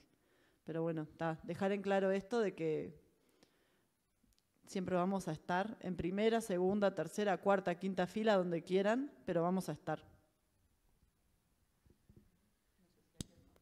¿Alguien más? Yo particularmente quiero agradecer porque una o varias partes del relato me emocionó bastante, sobre todo la parte donde hablan de esta obrera que tiene esta pérdida, porque personalmente pasé por eso y sé lo difícil que es, y veo la fuerza que tenemos las mujeres, porque hasta hoy en día creo que seguimos estando en esas tres cuestiones que se nombraban ahí, ¿no? En la militancia, en el trabajo, en el cuidado. Y qué difícil que es a veces como mujeres que se nos respete en nuestro lugar de trabajo, más allá que en la educación la mayoría somos mujeres. Siempre la patronal o quien sea que está allí como, llamémosle, por encima, que no es así, creen que pueden ir sobre nosotros y que nosotros no tenemos una voz para hacernos notar. Qué suerte que acá vemos muchas que nos queremos hacer notar y que buscamos que las otras nos tomen de la mano y nos acompañen. No, muchas gracias también por esas palabras y gracias, Tania, por esta preciosa presentación. Perdón, Siempre... Tania, Tamara, te podés parar así por la cámara, perdón, no te quise interrumpir, disculpame. No, típico de machirulo. Ya, así son. No, eso, agradecerle a las compañeras, pero Tania especialmente, porque siempre es precioso escucharte, y recontra emocionante, y también reconocer esto, el paro, lo que es el paro nacional de mujeres, que es parte también del internacionalismo feminista que hemos construido históricamente y que hemos construido las mujeres a lo largo de la historia, también de las sindicalistas, ¿no? Entonces, eso me parece fundamental, y reconocer esto que también plantea la compañera, que nos hemos... La indignación generalizada que tenemos en este momento, al continuar estando subrepresentadas, lo discutimos en todos los ámbitos del Congreso y es algo que lamentablemente vamos a tener que seguir reclamando porque el Ejecutivo tratarán de hacer malabares para que se acerque a la paridad, pero no deja de ser eso, un parche ante una situación de desigualdad estructural que estamos sufriendo las compañeras, y lo dijimos durante el Congreso también y tenemos que seguirlo reafirmando. Nosotros estuvimos siempre. Entonces, cuando nos vienen acá a querer plantear que son cuestiones de mérito y no sé qué, no, nosotras siempre estuvimos acá, y si fuera por una cuestión de mérito, nosotras nos merecemos todo. Y eso es algo que lo tenemos que recordar todo el tiempo, que nos tenemos que acompañar mucho más las mujeres en esto, pero también les tenemos que empezar a reclamar a los compañeros que se muevan, porque si ellos no se mueven, no hay espacio para nosotras y es lo justo. Entonces, bueno, gracias de vuelta, compañera.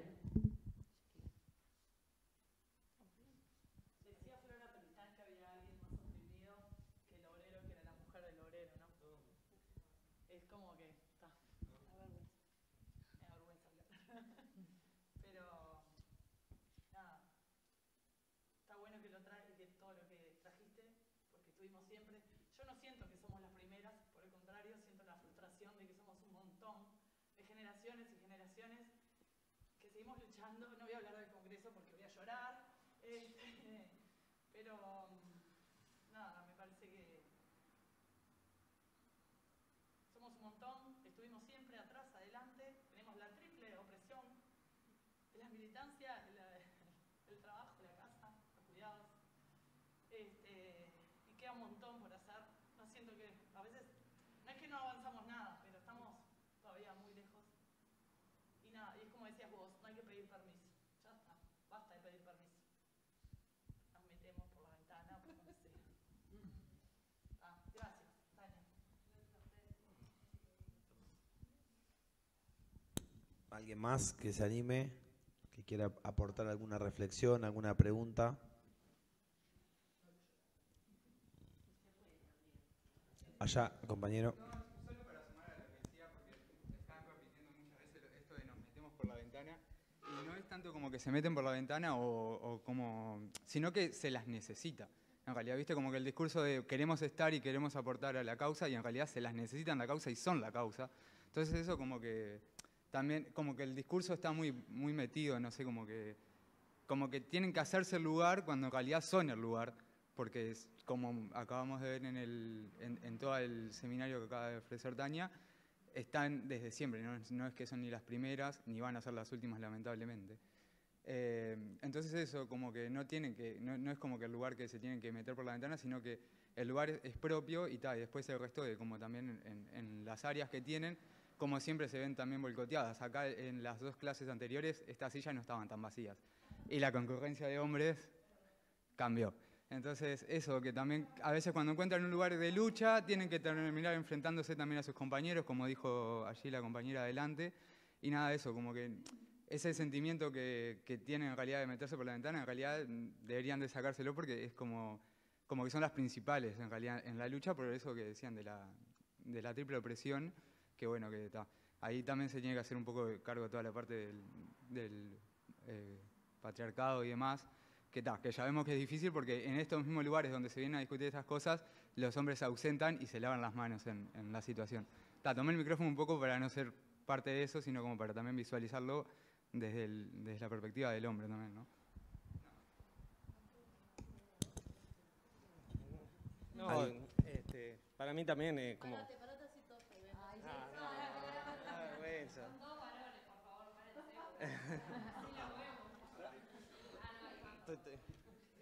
Nada, que para mí, como decían las compañeras, siempre estuvieron, fueron invisibilizadas, no le dieron el protagonismo que merecía. La historia, ¿no?, lo ha hecho así siempre. y que vaya si son importantes, ¿no? Incluso hoy el problema que tenemos como sociedad, nos debemos todavía mucho por aprender y bienvenido siempre. Ojalá que podamos crecer. Gracias por... ¿Alguien más que quiera hablar? ¿Alguna reflexión más? Si no, bueno, capaz que ya vamos cerrando. Si te parece, Tania, no sé si querés agregar alguna cosa. Solo un comentario nomás, que está buenísimo esto que trajeron, porque en realidad muchas veces nos pasa que cuando planteamos estos temas para discutir, para trabajar, para pensar, lo discutimos entre nosotras mismas. O sea, que ya... Entonces ahí entra esto de que, bueno, la importancia de que los varones se apropien de esto, ¿no? Se apropien en cuanto a responsabilidad social, porque es algo de todos. La lucha contra el patriarcado, al igual que la lucha contra el capital, es una lucha que es de todos, todas y todes. Entonces, o sea, yo ya sé las opresiones que vivo, las vivo cotidianamente. O sea, estoy cansada de tener que estar hablando de las opresiones que vivo. Entonces está bueno, y por eso, o sea, me parece que es fundamental también esto de como, bueno, como varón, buscar de que mi compañero, mi amigo, también se lleve esta reflexión y también la incorpore, ¿no? Porque solamente así realmente yo creo vamos a lograr transformar las realidades. Y ahí entra esto también del relato hegemónico del movimiento sindical y de la historia del movimiento sindical, que es un relato hegemónico masculinizado y como hay conflictos que no se mencionan. Se mencionan los conflictos ideológicos, pero no otros conflictos, ¿no? Como es inclusive los conflictos que a veces se dan dentro de la propia clase. No es lo mismo el lugar que tiene un ingeniero que el lugar que tiene la trabajadora, la empleada doméstica. O como nosotros tenemos dentro del sindicato de la educación privada, que es un honor para mí esa cuestión de que tenemos compañeras que son desde el servicio de limpieza hasta un profesor con doctorado no sé qué de la Universidad Católica. Entonces tenés una brecha ahí, una diversidad, una heterogeneidad que es propia de nuestra clase, ¿no? Y que bueno, nada, o sea, también son desafíos que tenemos que tener en cuenta y es difícil. La historia nos demuestra que es difícil. Siempre ha sido así. Pero yo creo que, y yo por eso agradezco y soy sumamente agradecida a las compañeras que logran soportar la disputa en el ámbito sindical, porque es difícil y yo me he bajado de algunas instancias, no en este sindicato, pero en otro, de participación, porque no estaba dispuesta a tolerar que me estuvieran gritando, que me estuvieran faltando el respeto, porque no tengo ganas, o sea, no tengo ganas. Entonces, admiro y valoro a las compañeras que están ahí dando esa batalla, porque es verdad, es una batalla de hace años, desde el 2017 se planteó la primera vez el paro internacional de mujeres y desde ese año se viene disputando esto. Pero bueno, la historia nos demuestra que los grandes cambios en la sociedad se han dado por el movimiento obrero, por los y las trabajadoras, eso es un hecho histórico firme que puedo poner las manos en el fuego, y también por nosotras. Así que nada, seguir con fuerza que la rueda la movemos nosotras.